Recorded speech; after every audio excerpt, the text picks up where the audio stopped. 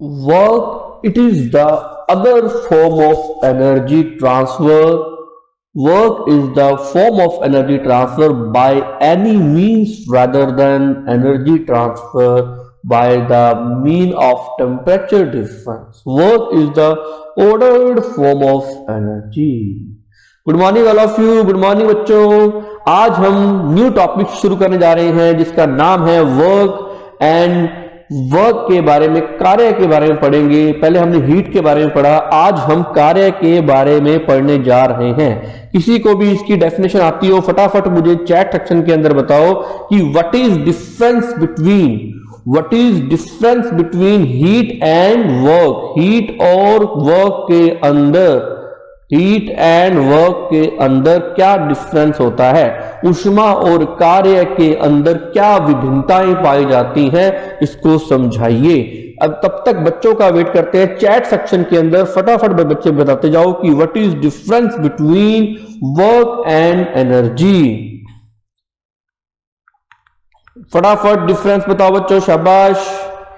Chat section के अंदर मैं इसलिए पूछ रहा हूं क्योंकि नॉन मेडिकल वालों ने ये टॉपिक पढ़ा होता है। चैट सेक्शन के अंदर फटाफट रिप्लाई दो बच्चों, what is the difference between heat and work. Good morning बच्चों, सारे आ जाओ फटाफट क्लास में, आई एम वेटिंग। सारे बच्चे क्लास में आ जाओ, फटाफट अपने शुरू करने जा रहे हैं। And attendance is compulsory, class properly लगाओ। अब मैं थर्मोडायनेमिक्स पे डेली आपको एक लेक्चर देने वाला हूं। मैं टाइमिंग आपकी इस हिसाब से सेट करूंगा कि आपको कोई भी प्रॉब्लम ना हो। तो आप सारे बच्चे फटाफट जल्दी रिप्लाई करो कि ऊष्मा और कार्य में क्या भिन्नता होती है। सिंपल सी बात थी, मैंने हीट का मतलब क्या बताया था कि विच टाइप ऑफ एनर्जी या form of energy, which type of energy या ऊष्मा का वह पर, ऊर्जा का वह प्रकार जो क्या रिस्पॉन्सिबल होता है, चेंज इन टेम्परेचर के लिए रिस्पॉन्सिबल होता है, जो तापमान में परिवर्तन के लिए क्या होता है, रिस्पॉन्सिबल होता है। लेकिन वर्क का मतलब क्या होता है बच्चों, बताओ वर्क क्या है, कार्य क्या है। अगर मैं कार्य की बात करूं, चलो बच्चों मैं ही इसका आंसर दे देता हूं। कार्य का मतलब क्या होता है, इन केमिस्ट्री की डेफिनेशन में बात करें तो एनर्जी की वो फॉर्म, ये भी एक प्रकार की फॉर्म ऑफ एनर्जी है। क्या है, एक प्रकार की which type of form of energy, इसे क्या बोलेंगे, ऊर्जा का वह रूप जिसके कारण ना, ऊर्जा का वह रूप जिसके कारण टेम्परेचर के अलावा, यानी रादर देन टेम्परेचर, टेम्परेचर के अलावा, यानी rather than temperature, rather than temperature, अन्य कोई भी, इसके अलावा जो भी मेथड है, इसके अलावा एनी मेथड या कोई भी विधि, any method for energy transfer, for energy transfer, उसको जो कहते हैं उसको वर्क कहते हैं, यानी कार्य कहते हैं।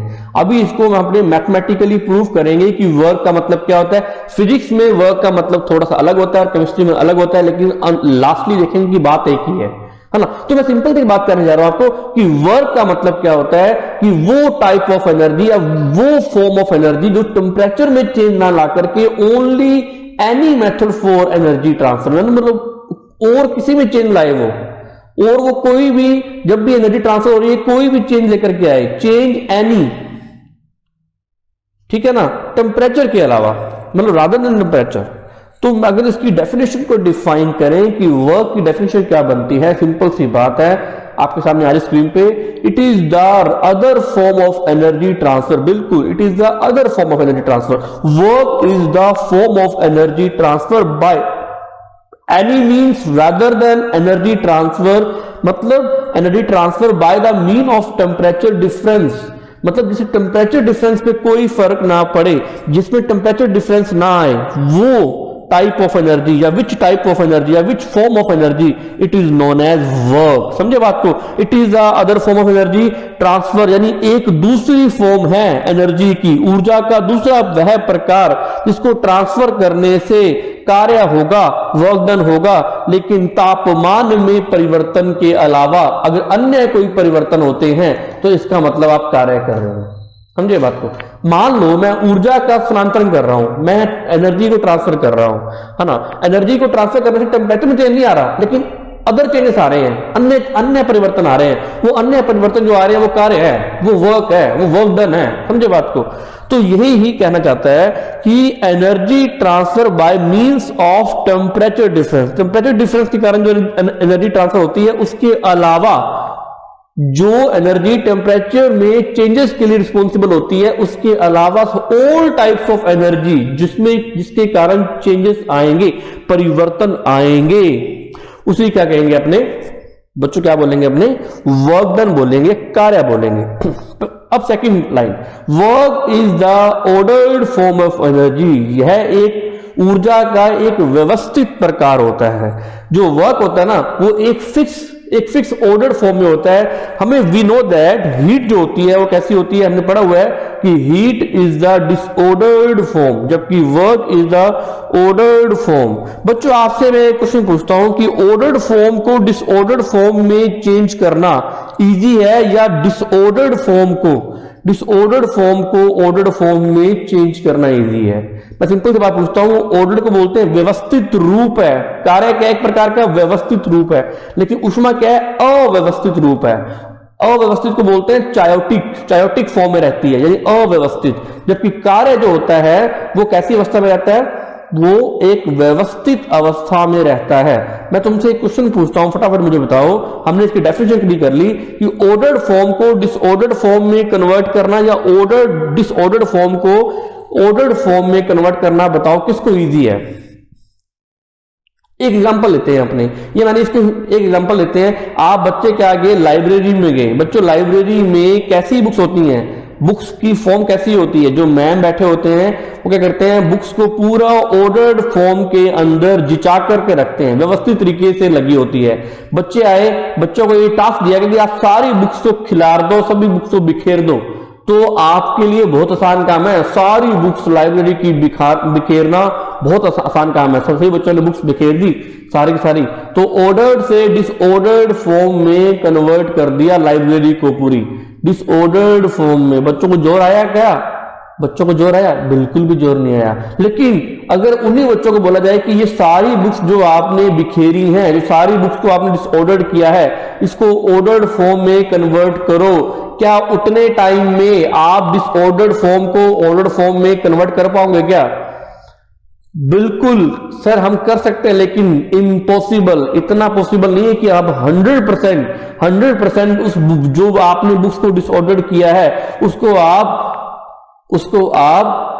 ऑर्डर्ड फॉर्म में कन्वर्ट कर दो, क्योंकि आपको इतनी बुक्स की नॉलेज ही नहीं है कि कॉमर्स की बुक्स अलग है, लॉ की बुक्स अलग है। इसका मतलब आप ऑर्डर्ड फॉर्म को तो डिसऑर्डर्ड फॉर्म में तो चेंज कर सकते हैं, लेकिन डिसऑर्डर्ड फॉर्म को ऑर्डर्ड फॉर्म में कन्वर्ट नहीं कर सकते। यानी व्यवस्थित तरीके को तो अव्यवस्थित में बदल सकते हैं। कंप्लीटली आपको बिखेरना है, गंदी मारना है, जाओ सारी लाइब्रेरी बिखेर दो, तो 1 मिनट में लगाओगे। लेकिन उसको अगर लाइब्रेरी को जिचाना हो, दोबारा बुक्स जिचानी हो, उसको फिक्स करना हो, ऑर्डर्ड फॉर्म में लेके आना नहीं कर सकते आप नहीं कर सकते। इसका मतलब एक कंक्लूजन निकल के आया।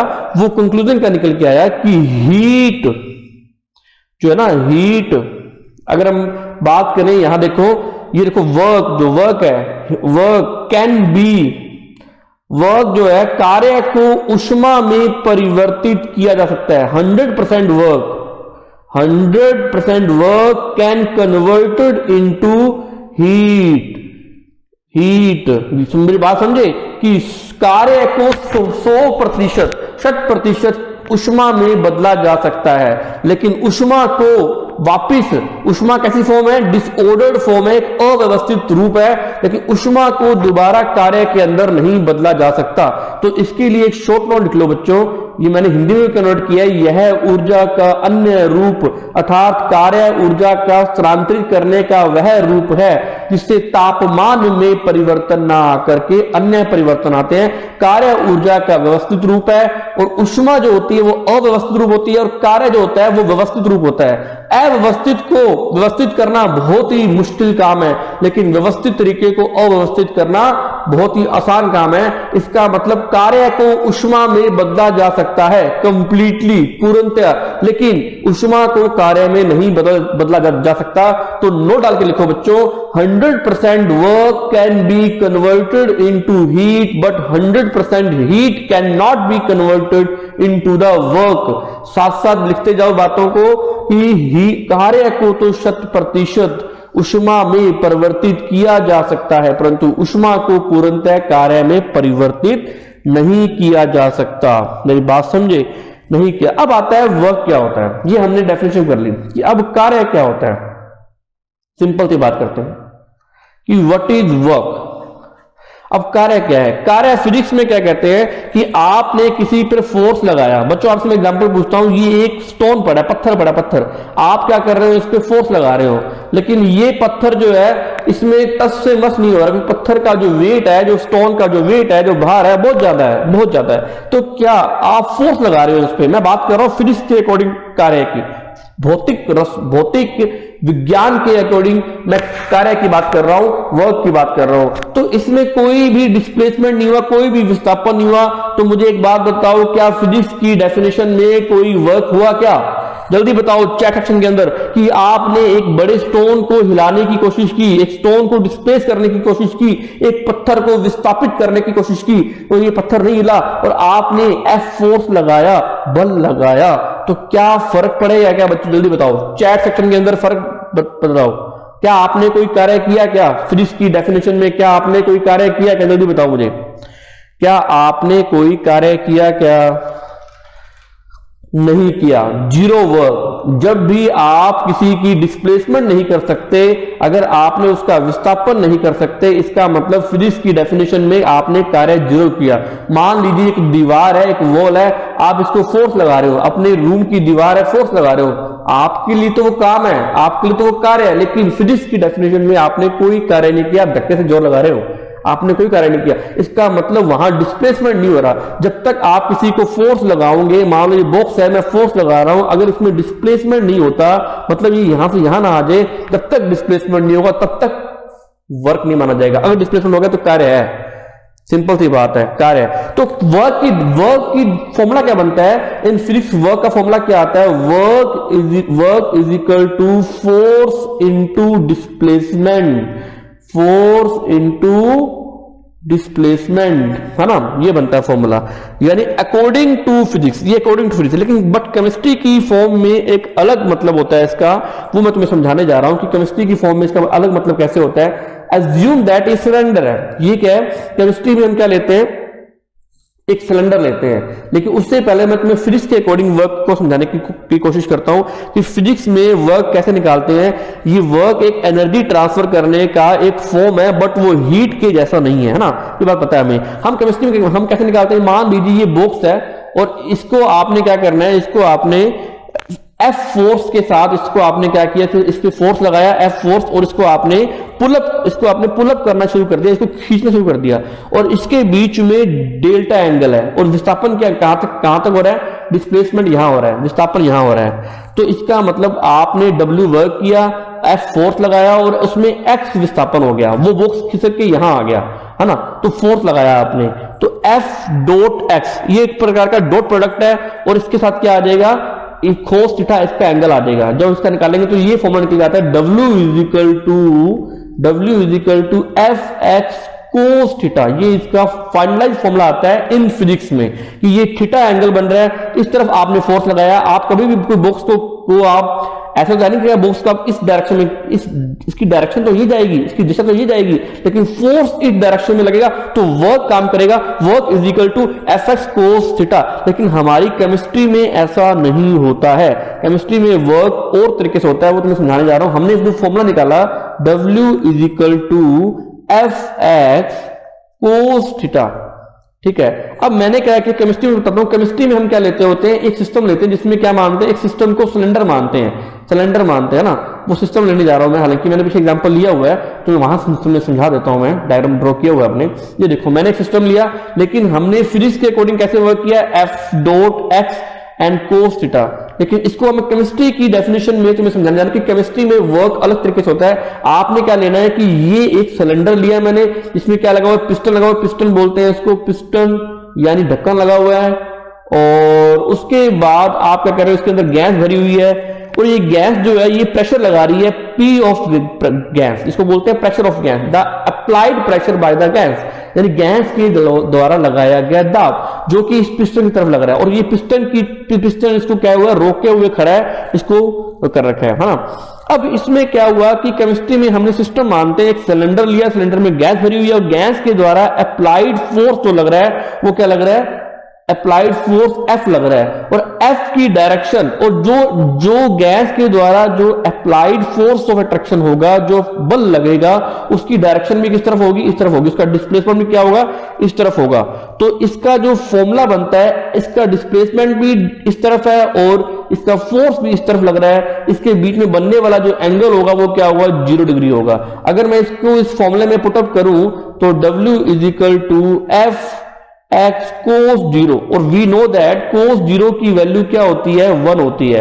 तो इसका फॉर्मूला क्या आया, WFX। अभी भी ये इसका फाइनलाइज फॉर्मूला नहीं आया केमिस्ट्री में। अगर वर्क की बात करें तो फाइनलाइज फॉर्मूला क्या आता है निकल के, उसके बारे में बात कर रहे हैं। लेकिन केमिस्ट्री में ना एक बात रखो, यहां फिजिक्स में बोलते हैं कि फिजिक्स में क्या बोलते हैं कि डिस्प्लेसमेंट हुआ तो वर्क हुआ, लेकिन केमिस्ट्री में नहीं बोलते। केमिस्ट्री में बोलते हैं कि any change in volume of system, जब तक वॉल्यूम में चेंज नहीं आएगा तब तक कार्य नहीं होगा, जब तक आयतन में परिवर्तन नहीं आएगा तब तक कार्य नहीं होगा इन केमिस्ट्री। जबकि फिजिक्स में क्या बोलते हैं, जब तक डिस्प्लेसमेंट नहीं होगा तब तक कार्य नहीं होगा। लेकिन यहां पर हम क्या बोलते हैं, वॉल्यूम में जब तक चेंज नहीं होगा तब तक कार्य नहीं होगा, जब तक वॉल्यूम में चेंज नहीं होगा तब तक कार्य नहीं होगा। अब इसी को हम इसी को फॉर्मूले को इलेबोरेट करते हैं।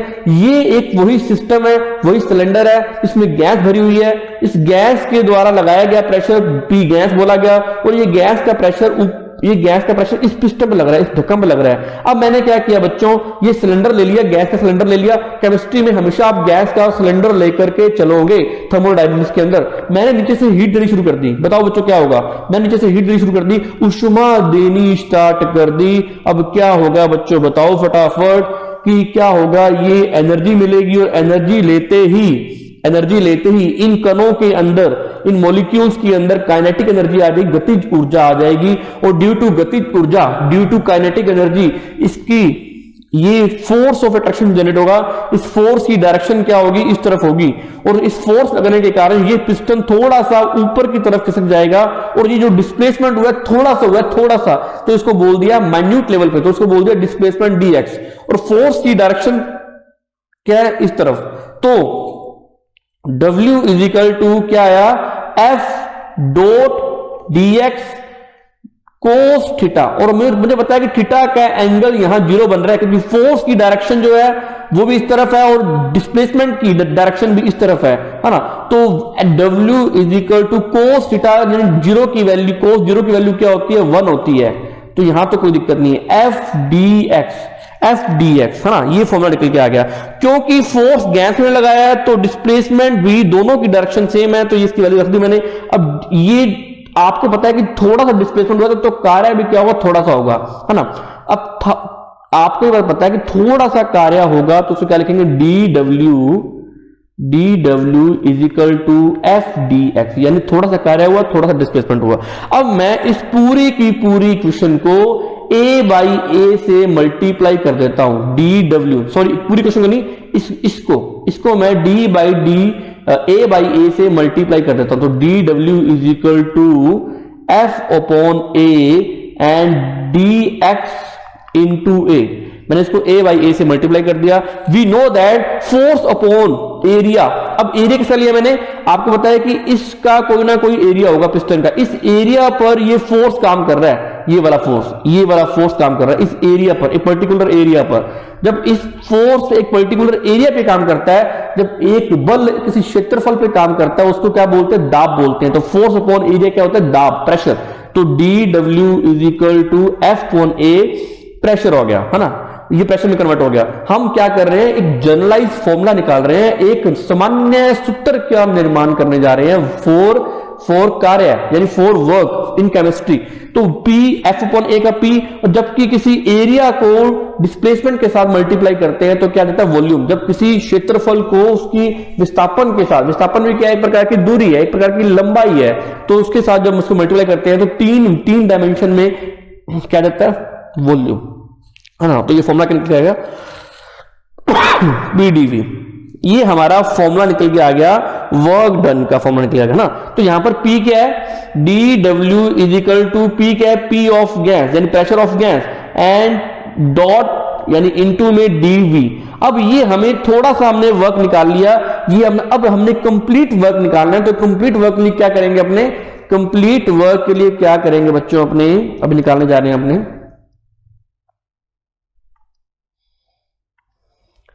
कंप्लीट वर्क निकालने के लिए अपने क्या करेंगे, इसको इंटीग्रेट कर देंगे। तो इंटीग्रेट कर दो इसको बच्चों, dW and integrate of pressure of gas and dV। तो ये d से ये इंटीग्रेट करते हैं, समाकलन करने पर इसका अवकलन रूप खत्म हो जाता है, इसका डिफरेंशियल फॉर्म खत्म हो जाता है। तो वर्क इज इंटीग्रेट ऑफ समाकलन of pressure of gas and dV। ये हमारा वर्क डन का फॉर्मूला निकल के आ गया।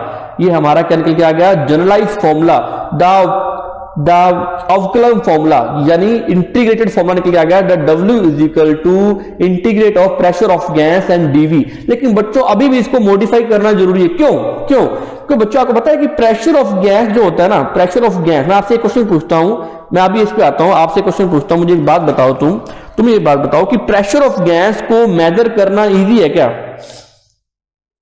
मुझे एक बात बताओ, यहां एक प्रेशर ऑफ गैस काम कर रहा है, यहां पर क्या काम कर रहा है, एक प्रेशर ऑफ गैस काम कर रहा है, और यहां पर क्या काम कर रहा है, इस प्रेशर ऑफ गैस काम कर रहा है। इसका मतलब ऊपर से इसको से रोका हुआ है। तो मुझे एक बात बताओ कि ये एक स्टेशनरी मोड में है, अभी ये प्रेशर मैंने क्या किया, यहां पर हीट देनी बंद कर दी और मैंने हीट दे ही नहीं रहा मैं।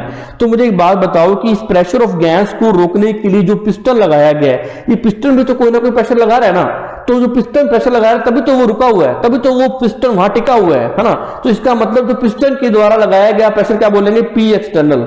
इट मीन तुम्हें एक बात समझ आ रही है कि P जो एक्सटर्नल है, जो बाहर से दाब लग रहा है पिस्टन के द्वारा, वो P एक्सटर्नल है, वो बराबर है P गैस के, बराबर है ना P गैस के। समझ आ रही बात? लेकिन इसकी डायरेक्शन क्या है, इसकी डायरेक्शन अपवर्ड है, लेकिन उसकी डायरेक्शन क्या है, डाउनवर्ड है, प्रेशर ऑफ एक्सटर्नल। यानी पिस्टन जो है, पिस्टन ने उसको रोक रखा है, इसका मतलब ये भी कोई ना कोई प्रेशर लगा रहा है, इसको बोल दिया P एक्सटर्नल। और नीचे से भी गैस के द्वारा प्रेशर लगा रहा है, इसको बोल दिया मैंने P ऑफ गैस।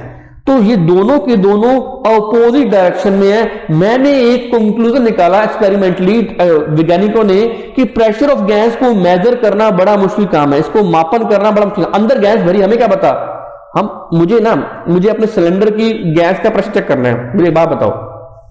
अब गैस अंदर भरी हुई है, मुझे क्या पता वो कितना प्रेशर लगा रही है, मुझे नहीं पता। लेकिन उसको रोकने के लिए, उसको इक्विलिब्रियम करने के लिए, उसको साम्य अवस्था में लाने के लिए मेरे द्वारा लगाया गया प्रेशर, जो मैं ढक्कन लगा रहा हूं ऊपर, जो मैं पिस्टन लगा रहा हूं, वो तो मैं मेजर कर सकता हूं ना कि मैंने इतना प्रेशर रोकने के लिए मुझे इतना बल लगाना पड़ा, इतना फोर्स लगाना पड़ा गैस को रोकने के लिए। इसका मतलब मैं P एक्सटर्नल तो इजिली काउंट कर सकता हूं, लेकिन P ऑफ गैस काउंट नहीं कर सकता, मेजरेबल नहीं कर सकता, इसलिए मैं P गैस की जगह P एक्सटर्नल लूंगा।